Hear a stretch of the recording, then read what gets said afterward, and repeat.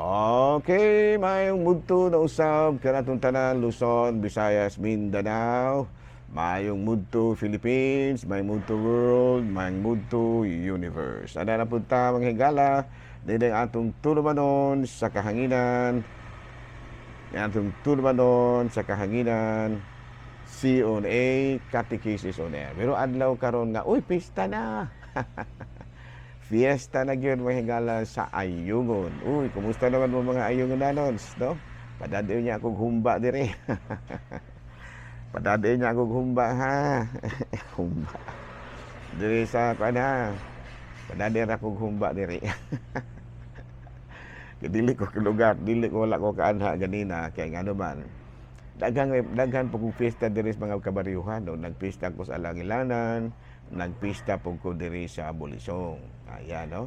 Daghan po din yung mga tao po, kay daghan man kayo nagdibusyon sa mahal nga patron sa Manhuyod sa Ayungon, nga mao si San Isidro ang mag-uuma, no? The worker, no? St. Joseph la saya mag-uuma, no? Ang mamumu, dili mag-uuma, no? Wala, no? Ya, kumusta naman di ay ang kuan kagahapon? Kining kadumahan, no? Salamat kayo, no, ni Mayor Amancio nga gisuportaran gid usab niya ang ato nga kalihukan sa kining atong kalihukan sa kadumahan. Salamat kay Mayor ha. Kini si Mayor Amancio suod kay nako ning higala. No, kalagmitan gud sa mga mayor. Murag wala may mayor din ha nga din nako suod nga gihigala, no. Si Kanhi Mayor kining Edsel Enardecido suod pa may kay ito kali paryente man may sa akademya nga side kanya si former Mayor Erwin Agustino suod pa may kaayo karon si Father Dennis Amancio suod pa may okay na ako mahigala, no, kanang ako mahigalaon kay kung labi na gayud sa mga tao nga nagserbisyo sa katawhan, no, magtinabangay ra gid ta kay usara may atong tumong. Ang atong tumong mao nga atong tabangan ang katawhan. So hiusahon nato, no? Hiusahon nato ang atong kusog, simbahan ug estado, magtinabangay ta aron pagtabang sa katawhan sa Dios. Okay? Ala, no, padayon ta manghigala sa ato nga mga buhatonon ni kaning kamuntuhan. Abi, no? Ari ta manghigala sa CBCP News, balitang simbahan ni ining kamuntuhon. Si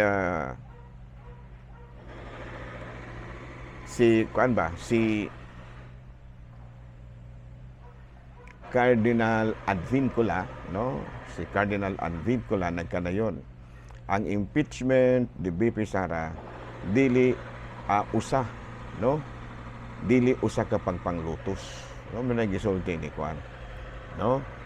Ang impeachment ni BP Sara dili usa ka pangpanglutos, kundi usa ka pagpamaagi aron matud-an niya sa eksaktong forum ang iyahang matud pa niya iyang accountability. Ang accountability ni BP Sara. No, ang impeachment panghigala matud pa ni Cardinal Advincula dili usa ka matang sa pagpanglutos. Kung dili usa ka pamaagi aron nga mapamatud-an ni BP Sara ang matud pa ang kamatinud-anon sa iyahang pagpangalagad pinaagi sa pagtubag niya sa mga pangutana, no, ana, no. So munay pamahayag usab ni kining Cardinal Jose Advincula para nako sakto man pod, no, pareho sa gud na og napasanginlan ka ba unya dili tinuod maingon jud kang tagay po kong higayon nga makapadayag ko sa ako ang mga ang unsa pa ni anak ko. Ana gud mo kanang impeachment mo kada ang lugar nga diin iyang matubag kung unsay mga pangutana kay doon naman ay mga gitawag nato sa in English og cross examination. Pag ila, no, matud pa ana, no, sa kay pares gud kaso ko. So ingon ana. So mas maayo nga siguro para nako lang ba. Ako wala dili ko maingon nga nakasala si BP Sara, di po ko maingon nga wala. Ang ako ra nga mutubag ra gid siya. Tubagon lang niya, no? Kung sa magyudautan ni ana og pangutanon day ka masuko dili masuko day ka. Kana pangutanon ka di tubagon. Ano man nga mahadlok man tang motubag ana nga pangutana ra man na, no? Dili man ingon nga papugson jud ka pag pugson jud kag paangkon bisag wala ka nagbuhat. Gani ana no. Sumo ka na usay pamahayag ni Cardinal Jose Advincula. No? So kanong kami mo magka-istorya namin ni BP sa sige Vice President ato ba nga na dito. Sa may kahadlukan nimo nga matud pa nimo wala man gyud ka nagbuhat og dautan. So kung wala ta nagbuhat og dautan, tubangon nato na. Sa may atong kahadlukan kay doon na ba in English nga sa in English pa, and the truth will set us free. Ayan no, bulutaw gyud ang kamatuoran. Balita mga higala gikan sa Vatican, Pope Leo is expected to visit France in late September. Matud pa sa announcement sa usa ka obispo. No, sa ato paggulat di no, kung good luck di ay no. Good luck kuan kanang Pope Leo no, mobisita siya sa France. Kini ra bang France may higala no. Pagkanindot jud kay ning lugar. Nakaadto mo ko ini kausa dito ko sa kuan Paris, France man. Nakasuro-suro sa taginagmay diha galaka ora mi kay kuan man to, mumantoy among gitawag na to og port of entry pag-abot namo didto sa kanang Europe. Kaya nagplano maming mungadto mi sa Italy mo na ang among port of entry didto mi sa France. Ang among sa France of course kuan mi gihouse mi sa kamuter, so wala pa may mularga paingon sa Italy bisag baling tugnawa nanuroy-suroy po mi didto pakatugnawa ginoong lugar. Balik sa kita kaya nga katugnaw. Okay no, mo kanto may higala no, ang balitang simbahano ni ining kabuntuhon. Pero ari na ta may higala sa ato ang catechism. Abi no, balik-balikan nato to may higala no.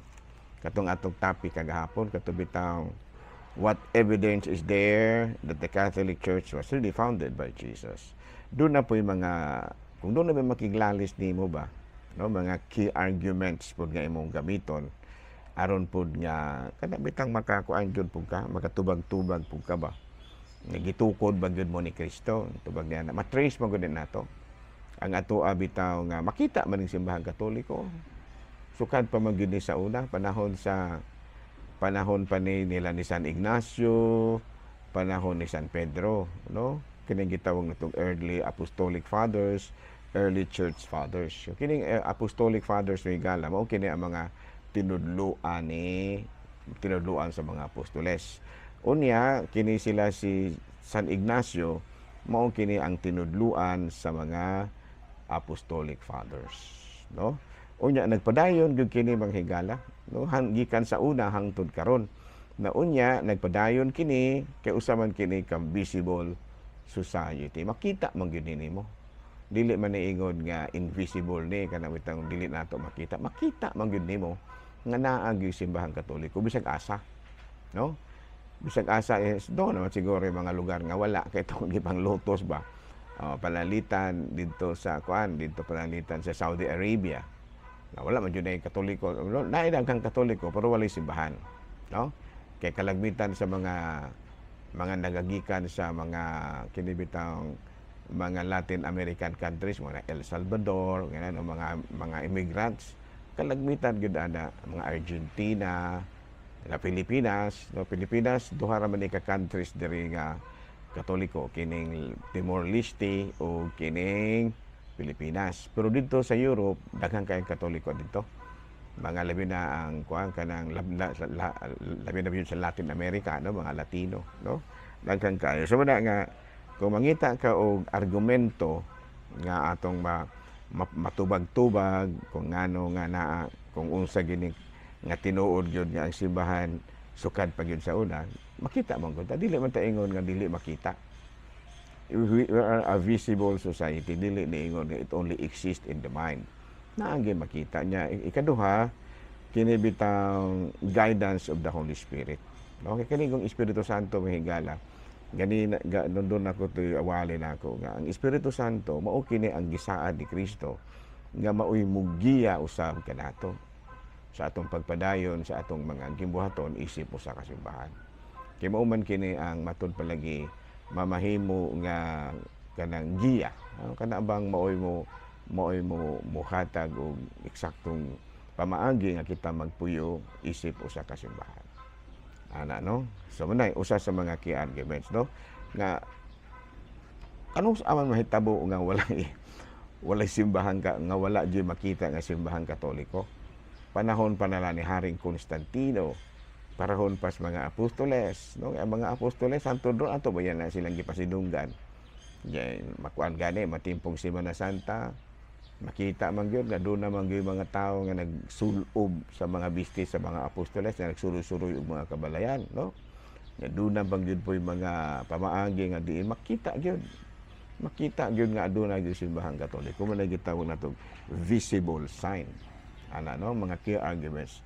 Ya, sa una, panalitan moingon ka nga kanang doon na ba'y visible sign nga kanang inyong relihiyon sa panahon sa mga Katsila wala pa ang dito sa Europe naa na ba na? No, doon na ba ng mga relihiyon na dito? Katoliko na kay dito sa Italy daghan na kay na dito, no? Na dito sa muni nga mga panahon na ba ng inyong relihiyon? Pero sa ako na ginaingon dili lang kita maglalis, no? Kay kini maglalis ta muras gihapoy mahitabo. Di gyud gihapon ta magdaog. Di man gyud pumuangkon nga. Di man gyud pumuangkon pod nga muna. Nya kami po di gyud pumuangkon nga dili mi mao gitukod sumana nga ang atong ara gyud nga sa usag-usa nato lig-uno na gyud nato ang atong pagtuo sa mga argumento nga ato ang nadawat. Ilabi na gayud katong mga giniyahan sa Espiritu Santo. Okay? So, so again, klaro na kayo. Isip mga Katoliko, we don't have to debate, pero mapadali po ta. Pero doon naman gitahasan gyud ni ana nga mga maayong laki gyud nga manugdebate. You know, ako saludar gyud ko ni Father Darwin Gitgano. Kung ano ba ini SMNC mo ini? Kanang Seminario Mayor de San Carlos do siya. Kaya ako di ako tumugugikan. Pero kini si kuan de is ano ba ini? SMSC, no? Seminario Mayor de San Carlos. Na parehas may gigikanan. No, maayo bilib jud ko og kining iyahang mga kauban nga abti kay mangita og mga teksto. Ug naapod sila mga sources, no? Historical evidences og mga kini bitaw mga references. Napadayon mo ha mga kaigsunan nato mga CFD. Ako ganahan kay kun dis man huyod walay CFD sa kuan naa sa ayungod bago pa lang na-develop. Diri sa kuan murag naamang kunoy na seminar pero murag nawala ra. No, banda nga ako tong ipatawag og balik unya ipaseminar siguro og usog. Salamat ug maayong mudto Pilipinas. Daday sa ngalan sa itong Facebook, Julito V. Cortez, ang ato ang tanan ka mga kaparian lukog Kabisayan madala ako ragyapon kini inyong ubos nga lagad. Reverendo Padre Elwin Academia Akab, manamilit to usab kaninyo ug manalangin kanato ang Dios ug kagahom tanan, Amahan, Anak, Espiritu Santo. Good noon, Pilipinas.